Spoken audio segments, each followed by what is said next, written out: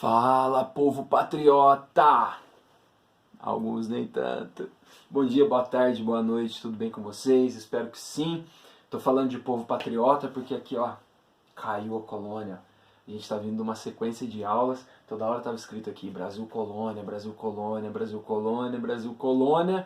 Hoje, Brasil. Depois de vários encontros, depois de 15 aulas de Brasil, depois de muitas horas de estudo, trocentos exercícios, a gente está conversando sobre o nosso país, a gente está aprendendo mais sobre a nossa história, e é hoje que o Brasil fica independente, é hoje que vai nascer um país aqui, nessa aula de hoje. Então já separei aqui café, já separei água, que hoje o rolê é louco, viu? Não vou falar que é longo porque eu tenho um limite de tempo, mas o rolê é louco. Vamos lá. Galera, aula 16, última aula do caderno 2, o processo de independência, a nossa independência, a nossa história, o nosso processo não é simples, né? A gente está tentando entender isso há alguns dias já, algumas aulas, e agora nós também com o processo de independência na aula 16. É hoje que o Brasil deixa de ser Brasil colônia e vira Brasil. E aí? Vamos ver o que vai dar, como é que vai ser isso, que tipo de Brasil que é, como é que é o governo disso. É república, não é? Tem rei, não tem? Como é que funciona? Como é que é o nosso processo que é tão particular? Hoje você vai ficar sabendo tudo e a gente vai falar dessa imagem aqui, ó. Uma foto que foi tirada no momento exato do grito do Ipiranga ali em São Paulo. A gente vai falar dessa foto aí que fizeram lá, exatamente a cena como ela foi. A gente vai desconstruir, construir, a gente vai criticar, elogiar toda essa história. A gente não vai fazer aquela historinha que é engraçadinho, que foi tirando sarro do Brasil só, não, né? Um pouquinho sim. Mas a gente vai olhar também profundamente como é que foi esse processo, beleza? Só retomando um pouquinho aqui, sem tomar muito tempo da aula, mas é importante a gente lembrar de onde nós estamos vindo, né? Então, vamos pegar assim, para não ir muito longe, ó, tá rolando Brasil Colônia, mineração, mudou a dinâmica, mudou a velocidade das coisas, e aí você tem algumas contestações já contra a metrópole, Conjuração Mineira, Conjuração Baiana, a hora que o negócio está indo, no século XVIII, século XVIII virando para o XIX, as ideias iluministas, aí acontece um BO na Europa, Napoleão, a família real vem para cá, fugida, e chega aqui, quando vê a metrópole, veio para dentro da colônia, a colônia se travestiu de metrópole, Dom João chega aqui com a família real e começa a criar um aparelho de Estado, instituições, banco, correio, imprensa, biblioteca, escola, abre os portos para as nações amigas, acabou com a ideia do exclusivo metropolitano, pacto colonial, e tá essa doideira, tá essa bagunça, e a família real, a família Bragança, está aqui no Brasil, e o Brasil colônia também é a sede da corte portuguesa, e é nesse BOzão, nesse rolezão que nós estamos, tá? Então nós estamos no século XIX, e a gente vai analisar esse período agora. Hoje nós vamos concluir o nosso processo de independência. Repito o objetivo com vocês, nessa aula é compreender os significados históricos e políticos das relações de poder entre as nações e as particularidades das instituições, os movimentos sociais, a participação de vários agentes aí nesse processo de independência do Brasil, tá bom? Acho que vai ser bom o nosso rolê hoje. Vamos lá. Para conversar aqui, como eu sempre tenho feito com vocês, separei 6 passos para a gente dar hoje. 6 passos, com calma, tá? Prometo que hoje eu vou estar mais calmo. Primeiro passo, o período joanino. A gente vai falar desse período do Dom João aqui, de 1808 a 1821, que é quando ele volta para Portugal. A gente vai contar por que isso aconteceu. O que aconteceu? O que teve de importante aqui? Qual é o contexto desse período que ele está, que é muito importante para a nossa história, porque ele estar aqui no Brasil criou a estrutura necessária que seria usada depois para a independência. Depois a gente fala de um evento importantíssimo na nossa história, no meio do período joanino, que é tenso pra caramba, que é a Revolução Pernambucana, 1817. Vamos falar sobre isso. Depois a gente vai falar de uma fita que aconteceu na Europa.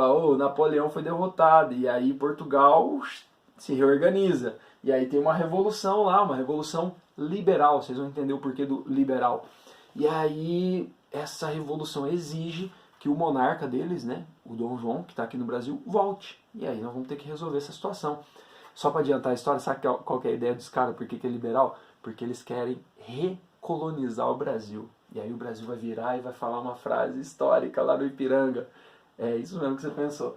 E aí depois a gente vai falar do ano de 1822. Esse ano foi agitado, teve de tudo. Teve o dia do fico, teve o Cumpra-se, teve guerra, teve treta, teve morte, teve sangue. Essa história de que a nossa independência não teve luta e tal, isso aí conversa, teve sim. A gente vai contar aqui como é que foi o processo. O ano de 1822 e lá tem o 7 de setembro de 1822 para a gente analisar. Nós vamos ver todo o contexto desse ano. Depois a gente fala do quadro, né, do Pedro Américo, do Grito do Ipiranga. Eu quero contar para vocês como foi construída aquela imagem e a gente vai analisar isso com muita calma, muita cautela. E por último, eu vou dar um pulo do gato para vocês. Pulo do gato sabe o que é, né? Uma gíria de velho, né? Mas o pulo do gato é o... sabe? Um raciocínio final aí. Já que está nascendo um país, vamos deixar um país nascer com um questionamento, uma reflexão digna de um país novo. Muito café, muito café, muito café. Vamos lá, anota aí, tópico número 1, o período joanino. De 1808 a 1821 esteve no Brasil, portanto, a corte portuguesa. E aí a sede administrativa de todo o Império Português passou a ser o Brasil. Isso muda bastante a cara das coisas, né? Eu acho importante para você imaginar esse período, né, imaginar esse cenário, a gente pensar o seguinte: o que é o Brasil, colônia, né, o Brasil joanino aqui? A população do Brasil, eu dei um pouco do cenário para vocês do Rio de Janeiro, né, quando da chegada da família real. A população do Brasil nesse momento, do Brasil colônia, tem um pouco menos de 4 milhões de pessoas. Pouco menos de 4 milhões de pessoas. Hoje nós estamos para lá de 210 milhões de pessoas. Metade dessa população, quase metade dessa população é negra escravizada. São cativos, são pessoas escravizadas. Metade. Depois você tem 500 mil negros livres, alforriados, né? Nasceram livres ou foram alforriados. Depois você tem um pouco mais de 1 milhão de brancos e quase 300 mil indígenas. Lógico que esses números eles têm, né, um certo questionamento, mas assim, pra você ter uma ideia do panorama populacional do Brasil nesse momento. O Dom João, quando ele esteve aqui, eu falei na última aula, que ele criou um aparelho de Estado, ele cria uma estrutura administrativa, né? Instituições, escolas, a própria imprensa. Afinal de contas não dava para receber as autoridades que vinham para cá, não dava para a corte ficar no meio de uma vila cheia de porco e do urubu na rua. Se bem que o Rio de Janeiro vai demorar um pouquinho para se organizar, e nem se organizou até hoje. Mas o Dom João ele dá um banho de tinta na cidade, um banho de civilização, vamos dizer assim. Não estou falando que aqui não tinha civilização, mas a cidade tinha que ter a cara de um lugar que ia receber a corte. Um dos feitos, vamos dizer assim, do Dom João é o tal da missão francesa. Missão mais ou menos, porque são artistas franceses que trabalhavam para o Napoleão, né? Trabalhavam lá em torno da corte do Napoleão, e essa galera fica desempregada, porque aí o Napoleão é derrotado, né? Quando o Napoleão é derrotado, essa galera fica procurando emprego, mandando currículo para todo lado, e aí o Dom João aproveita e traz uma galera. Então você tem o Tenay, escreve Tunai, né? E você tem o Jean-Baptiste Debré, né? Tem, assim, os dois principais nomes, tem uma galera que vem junto, mas aqui, por exemplo, essa obra aqui é do Tenay, esse aqui é do Debré, né?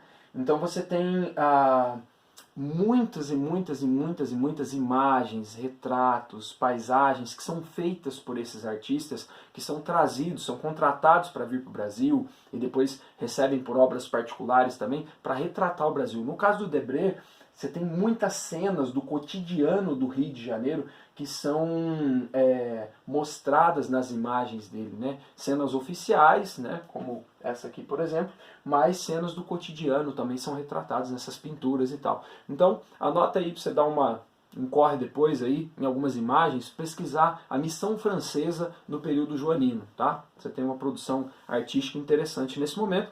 Nesse contexto é feita também a Escola de Belas Artes no Rio de Janeiro, porque não tinha, imagina, o Brasil colônia era proibido de ter colônia, era proibido de ter banco, era proibido de ter imprensa, era proibido...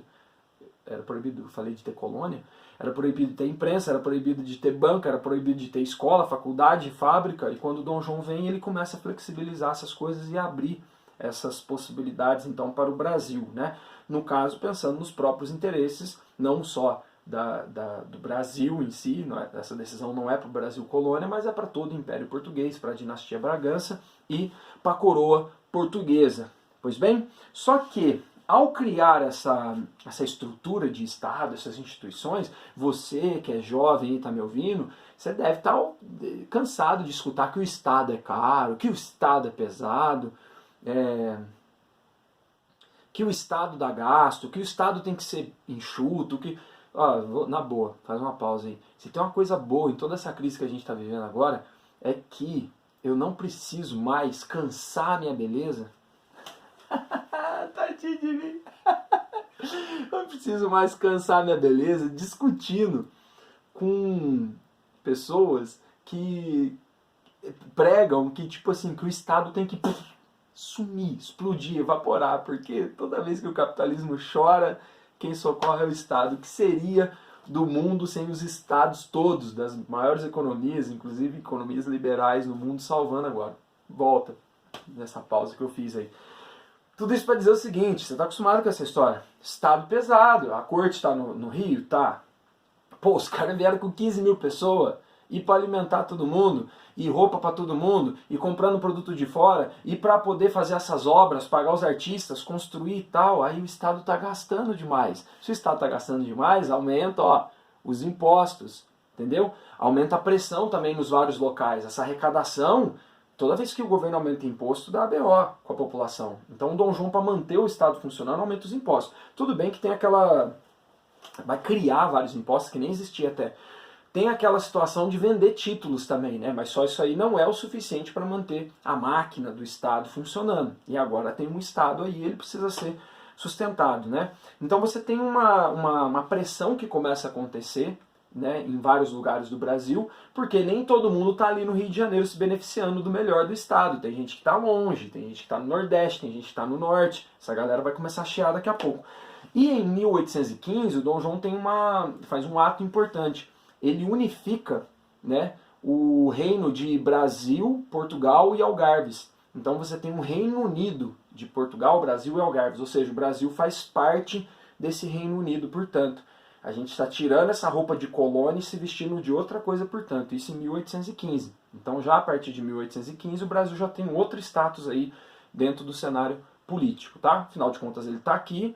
Não faz sentido ele deixar o Brasil sem um status, né, de Reino Unido, de Portugal, já que o próprio, ainda príncipe regente, mas daqui a pouco vai ser rei, está aqui no Brasil, né?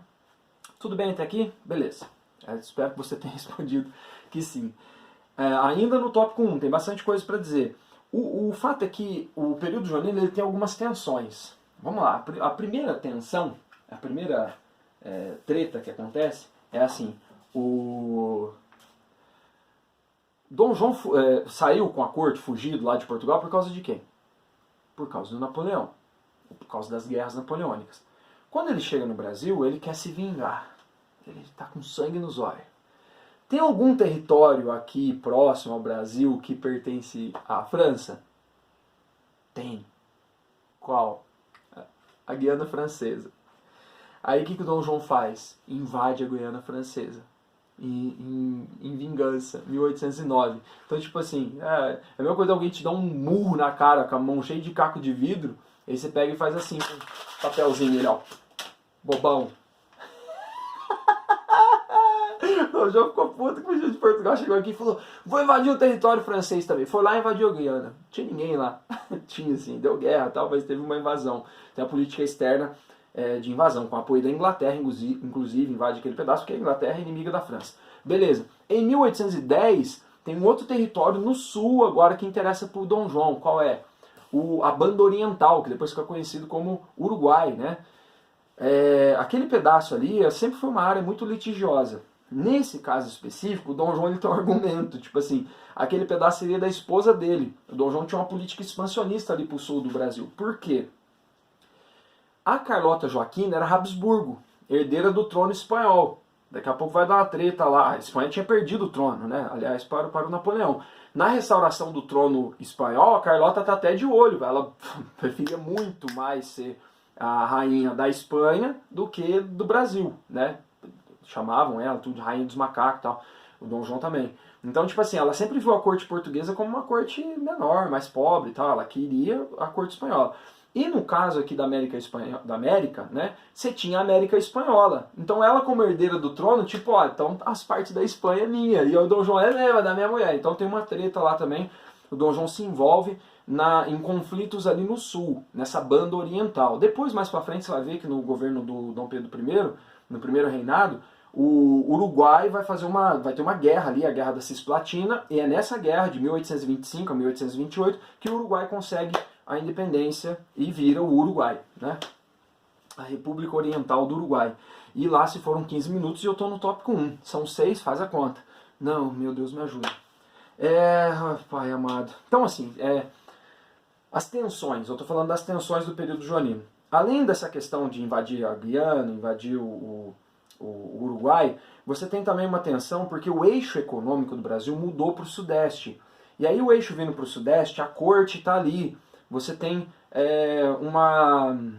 um descontentamento das províncias mais distantes, principalmente as do Nordeste, que tinham perdido esse eixo comercial, né, do ciclo da cana para o ouro e tal, e se sentiam meio que abandonadas, meio que esquecidas pelo governo central. Então olha só o que está acontecendo na prática aqui para resumir. Tá todo mundo bancando a corte no Brasil. Quem tá lá no Amazonas, quem tá em Pernambuco, quem tá lá no que hoje é o Rio Grande do Sul, tá todo mundo bancando a corte, mas aí a corte distribui os cargos, todos para os portugueses, então você banca o luxo da corte, você banca o aparelho estatal, você banca esse corpo burocrático e para você só chega imposto, a atenção mesmo do governo não chega. Então a galera tá ficando puta, tá ficando brava com o...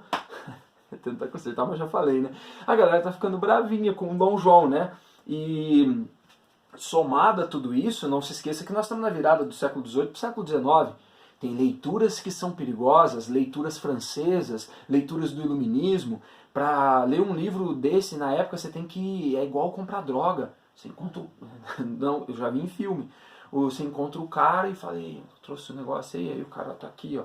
Aí tira um livro. Até algumas fábulas eram proibidas no Brasil. Olha que doideira. Se você estivesse lendo essa literatura francesa, essa literatura proibida, você poderia ser acusado de francesia. Estava lendo um negócio francês lá, imagina, ler. Não pode. Então, eu estou falando isso porque imagina toda essa insatisfação que tem de lugares mais distantes, como Pernambuco e tal, com o governo Dom João, que agora está cobrando cada vez mais impostos para manter a corte aqui, e isso somado ao contexto do iluminismo, das revoluções, a Revolução Francesa tinha acontecido, Napoleão tinha bagunçado a Europa, tá tudo isso rolando no mundo, né? Coloca tudo isso no pacote para a gente entender. Se você abrisse a janela num dia desse lá, tipo 1815, aqui no Brasil, né, no mundo, qualquer lugar do mundo, você abrisse a janela, pusesse a sua carinha linda para fora da janela e fizesse assim, ó, cheirinho de revolução, rapaz. Cheiro de revolução pra todo lado. A galera tá ensandecida aí. Estão lendo coisas que tá dando ideias de liberdade, de ruptura, de revolução, de luta e tal. Ok? Ainda não acabou. O primeiro tópico é o seguinte. Tem dois eventos importantes para acontecer, né? Durante o período joanino. 2 eventos que geram muita expectativa da corte de todo o Brasil. Primeiro, a Dona Maria morre, morreu com 81 anos. A Dona Maria Louca, mãe do Dom João, a rainha, ela morre em 1816. Quando a Dona Maria morre, mesmo ela sendo rainha, tem um ditado que vale aqui, que é rei morto, rei posto. Então, tipo assim, morreu um, já vem outro.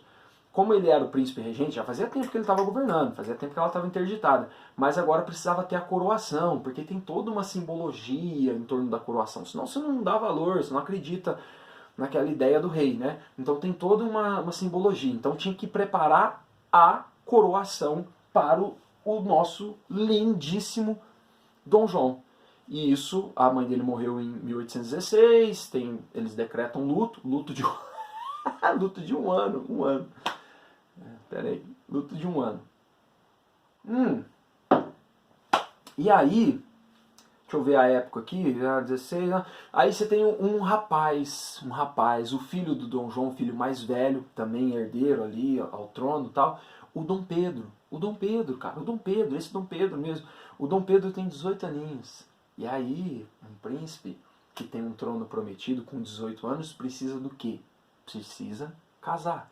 Então tem que arrumar um casamento. E aí saiu gente pro mundo inteiro para procurar casamento. Porque o casamento aqui era um negócio. Você chegava lá, mostrava era tipo um Tinder Roots da época, sabe? Ó, tem esse aqui, tá, né, feio, mas não tem problema. O que ele tem de posse? Ah, dessa família, ele tem direito a isso, direito a aquilo. Ah, mas a minha família é mais importante que isso. Talvez tenha que negociar um esquema melhor, um dote, um acordo. O casamento era um negócio nessa época, né? Entre as famílias poderosas e tal.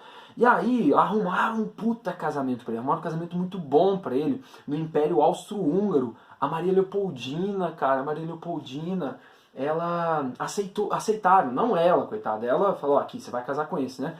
Mas aí aceitaram a casa de Lorena, então, lá no Império Austro-Húngaro, pô, um negócio importante, aí Portugal falou, mano, ganhamos na mega, né? Tipo, é o casamento. Então esses dois eventos são importantes, a morte da rainha, a coroação do Dom João e o casamento do Dom Pedro I, né? E o casamento era feito à distância. Tipo assim, o máximo que vem um retrato. Alguém pintou, né, um retrato e manda. E sempre dá uma melhoradinha e tal.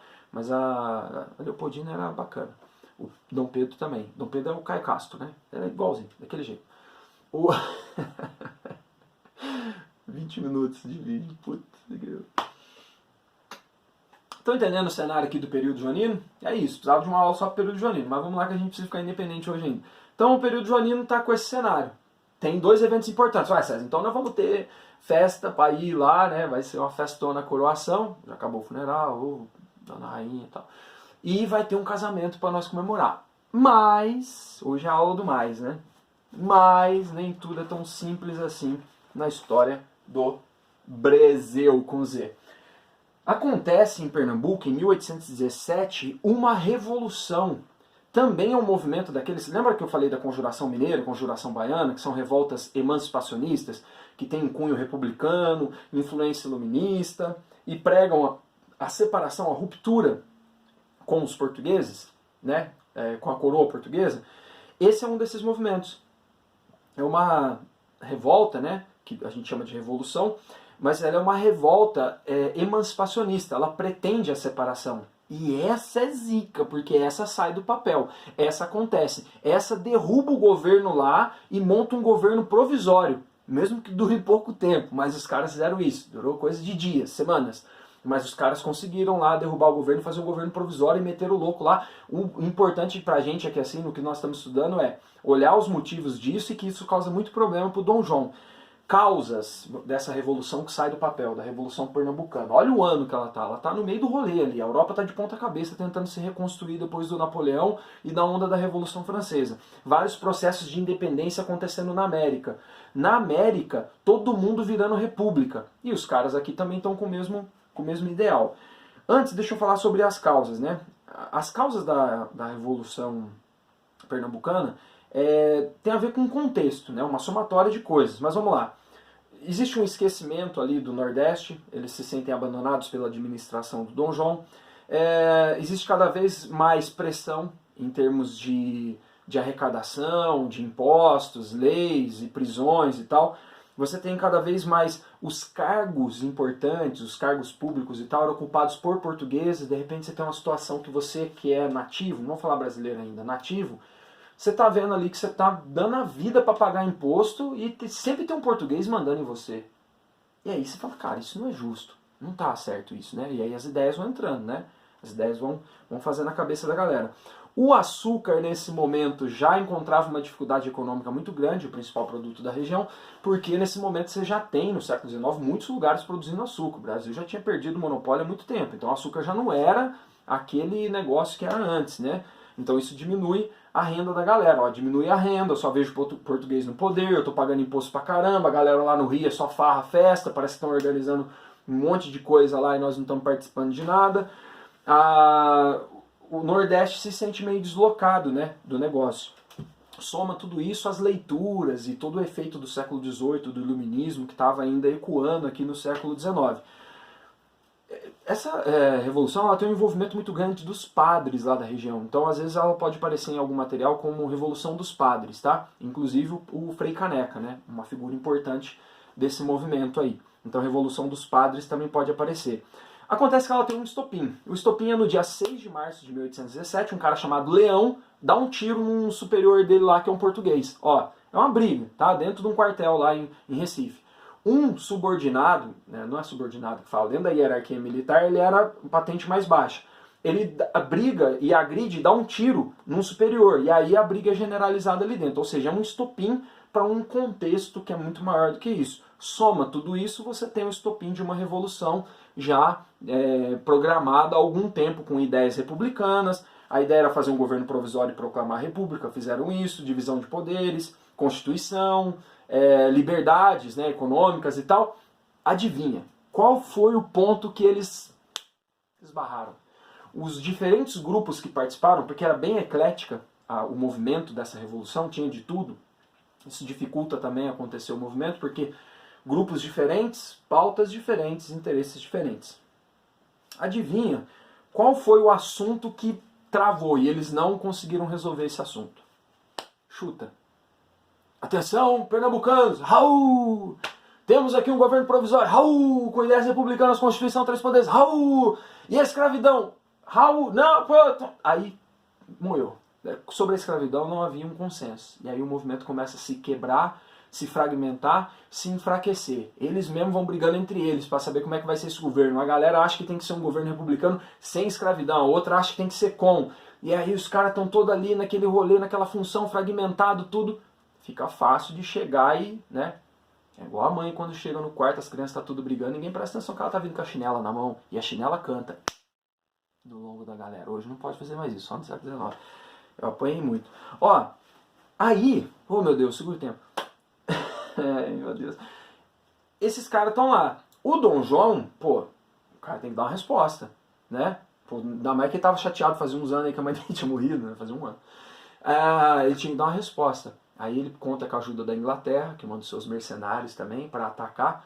Resultado, o Dom João ele faz uma grande repressão nesse movimento. Ele tem que matar no ninho o negócio. E aí ele manda tropas, navio, a galera desce, tem alguns aliados locais também. Ou seja, senta o porrete, senta o pau nessa galera e acaba com a revolução. É coisas de semana, o governo já foi restituído e tal. E não pegou bem, né, pro Dom João isso. Guarda essa situação aí, porque Pernambuco ainda vai ter o seu viés revolucionário. Daqui a pouco eles aparecem de novo na cena. O Frei Caneca não morreu dessa vez, mas daqui uns anos ele não vai escapar. Beleza? Essa galera foi dispersada, tal, restaurou a ordem lá, e aí volta, né? Bom, ufa, agora sim. Agora vamos voltar para os eventos. O que a gente tem? A gente tem um casamento para fazer e a gente tem uma coroação para fazer. Faz o casamento, 1817 ainda, a Leopoldina, cara, pô, ela, vocês costumam dizer assim, ela, se vocês tivessem conhecido ela, vocês iam dizer que ela era fofa. Só pra vocês ficarem mais íntimos dela, ela é a mãe do Dom Pedro II, cara. Olha o olho dela, você vai ver o olho do Dom Pedro II. Não tem nenhuma foto aqui, nenhum retrato aqui pra te mostrar, depois eu te mostro. Não, o Dom Pedro até tem aqui, ó. Ó, que neném bonito. Depois a gente fala disso.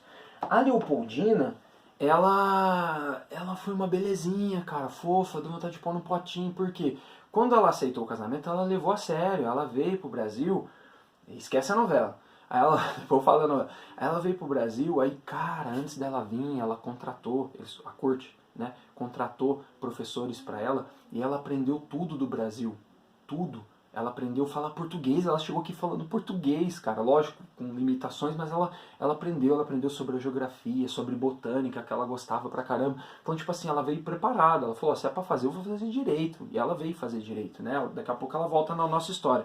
Só um